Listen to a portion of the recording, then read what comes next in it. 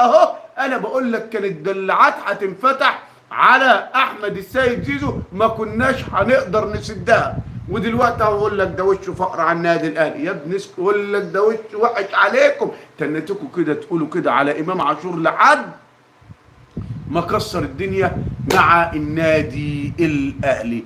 اذا احمد السيد زيزو متالق مع النادي الاهلي، واحنا واجبنا كجمهور النادي الاهلي واعلام النادي الاهلي ان احنا ندافع عن احمد السيد زيزو ونكون حائط الصد في وش الجماعه الزملكاويه اللي هيعوزوا يهدموا موهبه احمد السيد زيزو. اضرب اللايك، ولو عجبك كلامي دوس على القلب الاحمر اللي على الشمال كتير جدا عشان نوصل اللايف ده لكل جمهور النادي الاهلي. تريزيجيه الله عليه.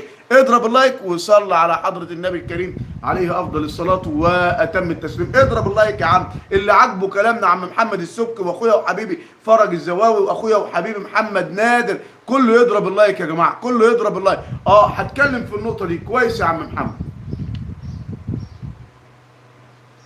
صلى على النبي. الجماعه خالد بيه مرتجي لاول مره هعتب عليه، وانا من نفسي هبعت له مسج على الواتساب باللي انا عايز اقوله ده.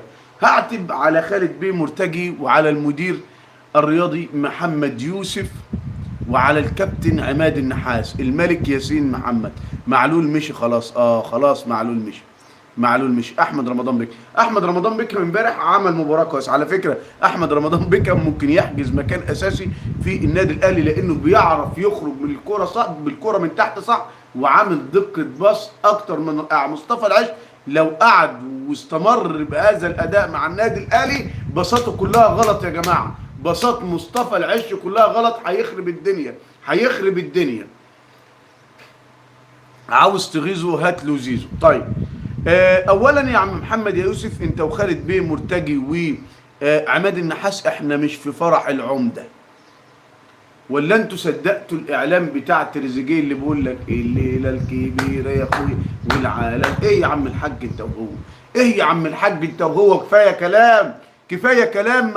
ما كناش بنشوف الكلام ده في النادي الاهلي ده، حتى في ايام خالد بيبو ما كناش بنشوف الكلام ده في النادي الاهلي. حبيبي يا عم مهاب مساء الفل عليك. انت مخلي لي معسكر النادي الاهلي بطن بقره ليه؟ انت مخلي كل من هب ودب يصور اللعيبه ليه؟ انت مخلي كل واحد قاعد يتكلم ويقول ويزيد ويعيد ويسرب اخبار النادي الاهلي ليه؟ ما بتقفلش على الفرقه ليه؟ ايه كل شويه الاقي قفشه بيهزر ميسي ايه يا قفشه؟ ميسي ايه يا قفشه؟ احنا مالنا ومال ميسي يا قفشه؟ انت بتسخن الراجل علينا؟ ايه يا عم قفشه؟ من امتى واحنا بنتكلم يا جماعه؟ طول عمرنا ساكتين والخصم يستفزنا وساكتين، طول عمرنا مركزين، طول عمرنا قافلين على فريقنا. اخويا وحبيبي مسعود مساء الفل عليك يا عم مسعود. اضرب اللايك وصلي على حضره النبي من المملكه العربيه السعوديه.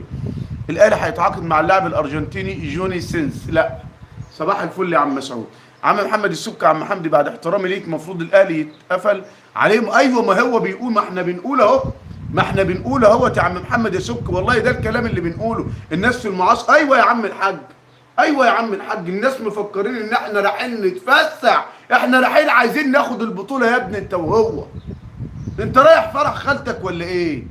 ركز في اللي انت رايح عشانه، ركز في شغلك. اعرف انه دولاب النادي الاهلي البطوله الوحيده اللي ناقصاه هي كاس العالم للانديه. اعرف ان انت القيمه التسويقيه بتاعتك بقت عاليه جدا. ليه؟ عشان بتلعب في كاس العالم للانديه. ما احناش رايحين نهزر، ما احناش رايحين نتفسح، ما احناش رايحين مش فرح خالتي وخالتك يا معلم، لا ده بطوله عالميه جمهور النادي الاهلي بيستناها من السنه للسنه.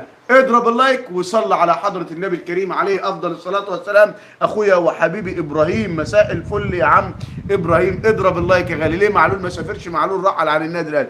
الناس ايوه يا عم الحاج، الناس مفكرينها ليله وحفله. احنا رايحين يا ابني نلعب كوره، رايحين ندافع عشان اسم النادي الاهلي وتاريخ النادي الاهلي. صدقني جون سينس بنفسه قالوا ده هيلعب في الاهلي، يقول اللي يقوله. زوما مساء الفل يا زوما. صباح الفل شريف. ايه يا كابتن؟ واحد بيلعب واحد يا كابتن من 6 شهور مش بيلعب. ماشي يا زوما هرد على حضرتك. مهاب مساء الفل. بس انا شايف يا عم حمدي ان المدرب جبان ال 11 لاعب في خط الوسط. ما هو بقى بيجرب بيشوف عايز يرتب هو هيعمل ايه